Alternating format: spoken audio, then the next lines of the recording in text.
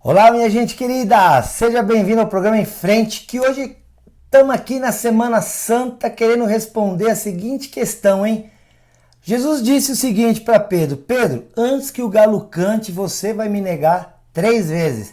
O galo cantou ou não cantou? O que você acha? Tinha um galo lá ou não tinha um galo naquele lugar, naquela hora, para cantar, na hora que o Pedro iria negar a Jesus? Os eventos que antecederam a Páscoa, a ressurreição de Cristo, tanto o seu sofrimento, a paixão na sexta-feira, como a ressurreição no domingo, são muito interessantes e curiosos. E às vezes a gente passa despercebido por eles. E eu quero conversar com você mais uma vez sobre isso. Qual seria a sua resposta para essa pergunta? Está escrito na Bíblia, Mateus 26:34, Jesus disse: Pedro, em verdade te digo que nesta noite, antes que o galo cante, você me negará 3 vezes. Por que estava tendo isso? Aconteceu a seguinte cena: houve a última ceia, a última santa ceia, a última Páscoa que Jesus celebrou com os seus apóstolos, os 12, e ali no meio ele declarou quem seria o traidor, Judas. E Pedro era muito afoito, muito participativo, falante. E Pedro pega e fala assim: Jesus, olha, da minha parte eu vou dizer para o senhor, aconteça o que acontecer, nem tiver que ir para a morte com o senhor, eu vou. Porque Jesus disse: eu digo para vocês que um vai me trair e vocês, todos os outros 11, se escandalizarão em mim, me negarão, me abandonarão. Aí Pedro entra no meio, com a foitice dele, e disse: não, eu não. Jesus, eu não vou não, eu vou com o senhor até na morte se for necessário. E aí Jesus pega e olha para ele, vendo a sua soberba, a do Pedro, e fala: Pedro, Pedro, eu te digo que hoje, nessa noite, você vai me negar, antes que o galo cante, foi essa expressão, antes que o galo cante, você vai me negar não só uma, mas 3 vezes. E essa expressão, o galo cante, é o que a gente quer comentar aqui, querido, com você no Em Frente. Cantou um galo, tinha um galo na casa do sumo sacerdote, o Anás, que era onde eles estavam, 3 horas da manhã. O que você acha disso? É o que nós vamos responder aqui no Em Frente desse dia lindo que Deus fez para que a nossa vida pudesse ser uma bênção. Essa é a Semana Santa, uma semana especial, uma semana que nós rememoramos o maior fato da história, o fato de Jesus Cristo ter ressuscitado dentre os mortos e ter garantido a nós a entrada também à vida eterna através do seu nome e do seu sacrifício na cruz do Calvário. Querido, me diga aí. Olha, mas antes de eu falar a resposta e te dizer os porquês, eu quero te pedir aí, se inscreve aqui no nosso canal, no canal do YouTube. Se você... Porque às vezes você não pode acompanhar aqui na TV Cultura, porque a gente está na TV Cultura todo dia, segunda a sexta-feira, em 2 horários, 8 da manhã e também 1h30. Mas às vezes você não consegue, você está ocupado nesses horários, então para que perder o Em Frente? Entra lá no YouTube, acessa lá na lupinha, você vai descobrir, lá coloca lá, Em Frente Responder. Vai aparecer, tá minha cara lá assim, ó, uma cara de dúvida. Você se inscreve naquele botão vermelho e aí, querido, você vai ter acesso aos nossos vídeos, tá joia? Ou então em qualquer outra rede social, Facebook, pode curtir lá, Em Frente Responde. Também no Instagram você nos segue lá também no Em Frente Responde. E aí você vai ficar sabendo de muita coisa legal, tá joia? E também, se tiver dúvida, tem o WhatsApp, 439-9147-5007, 439-9147-5007. Aqui a gente vai responder questionamentos, a gente vai fazer meditações, orações, é um tempo precioso para a nossa vida. Bom, e aí? O que você me diz disso? Querido, seguinte, eu já vou te dizer logo a resposta, tá bom? Já vou logo começar a te dizer que é o seguinte: os romanos, eles dividiam a sua noite em 4 períodos, Eles dividiam o seu tempo em 4 vigílias, que geralmente na Bíblia, na língua portuguesa, está traduzida assim. A gente tem, por exemplo, lá em Mateus, capítulo 14, quando os discípulos estão envolvidos numa grande tempestade no meio do mar, a Bíblia fala que Jesus apareceu andando sobre as águas, só que quando? Na 4ª vigília da noite.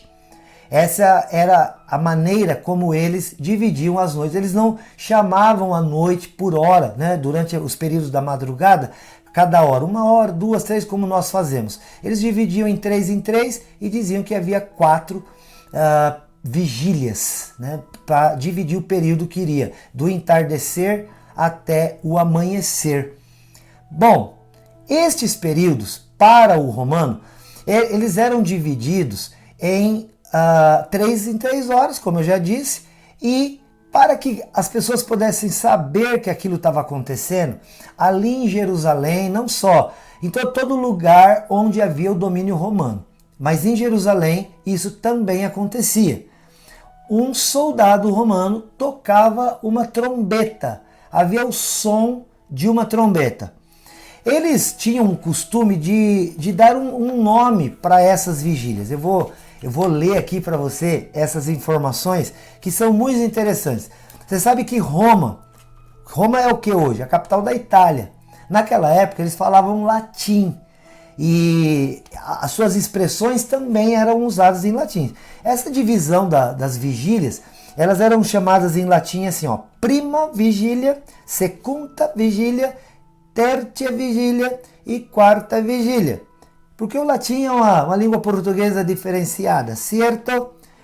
Agora, uma coisa interessante é que a terceira vigília, que começava às 3 da manhã, geralmente era o horário que os galos, mesmo os galos, as aves, começavam a cantar. Os cocoricó dos galos começavam às 3 da manhã, anunciando que um novo dia iria nascer daqui a pouco.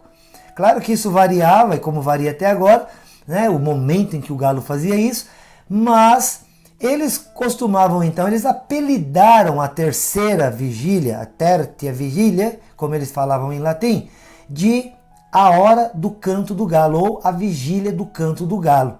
Era uma expressão que a gente fala de idiomática, né? Uma expressão popular, sabe?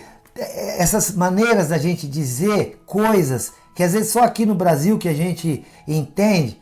Fala assim, fulano não gostou de determinada coisa, fulano torceu o nariz para a situação. Quer dizer, não gostou muito.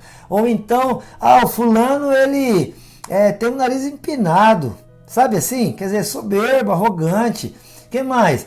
Isso é uma expressão idiomática, são essas coisas que tem na nossa língua, que as outras línguas nem sempre compartilham. Em relação à hora, a gente fala assim, na hora H, hein? Chegou na hora H, quer dizer, chegou na hora certa, na hora exata. Então, para indicar que aquela hora era a hora que os galos começariam a cantar, então eles diziam que a terceira vigília era a hora ou a vigília do canto do galo. Porque é o seguinte, queridos, havia uma lei rabínica, judaica, por conta das suas questões religiosas, que dizia o seguinte: é proibido nos lugares santos ou nos arredores desses lugares que existam aves. Então era impossível que em Jerusalém, que era um lugar muito frequentado e já tido como um lugar santo e purificado, que houvesse um galinheiro. Ainda mais onde Pedro estava, e ele realmente iria negar a Jesus, como Jesus havia predito. Pedro estava na casa do sumo sacerdote Anás, que ficava no centro de Jerusalém. Hoje existe lei aqui também, querido. É proibido ter galo no centro da cidade. Não pode cantar. Lá para o interior, lá para o sítio, para a fazenda, beleza. Mas na cidade, onde as pessoas precisam dormir, para acordar, para trabalhar, para estudar, não pode. E lá havia uma lei chamada Babacama, e o número dessa lei era a 7.7, que dizia: é proibido criar galinhas em Jerusalém por causa das coisas santas. E a população seguia isso à risca, porque eles eram muito religiosos. E aí o que acontece? Quando Jesus fala para Pedro, antes que o galo cante, ele não estava dizendo, querido, que iria ter uma ave fazendo cocoricó. Não ia ter isso. Tá respondido já a pergunta. Não houve um galo, a ave batendo asa. Não teve isso naquela madrugada.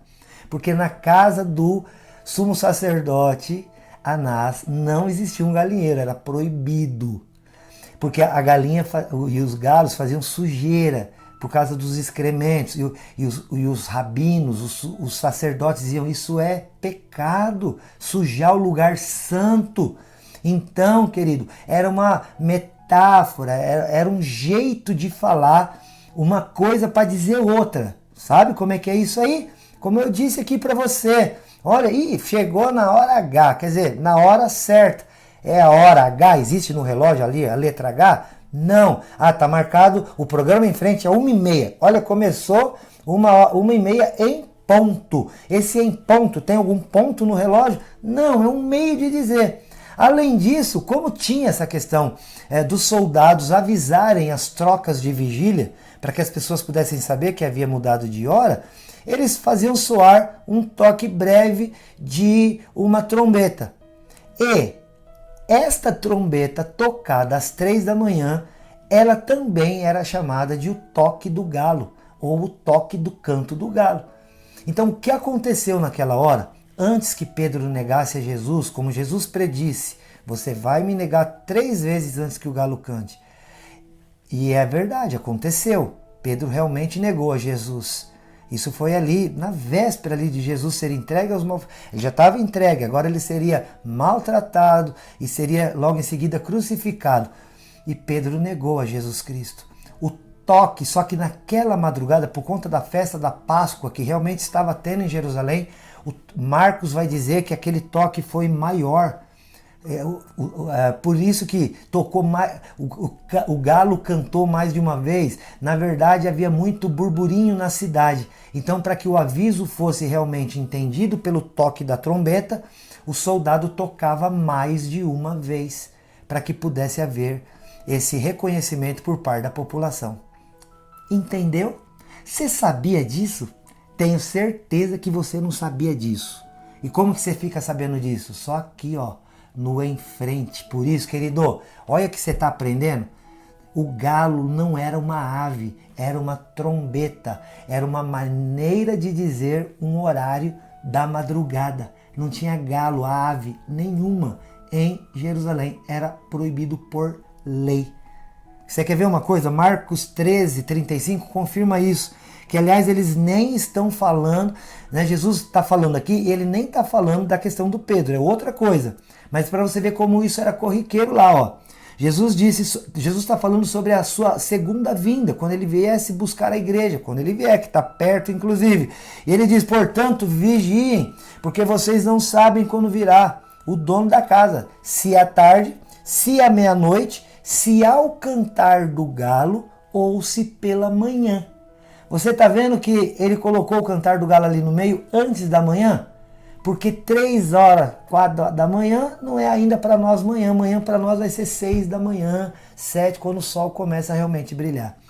Está explicado então, não houve na Semana Santa nenhum galo cantando, não.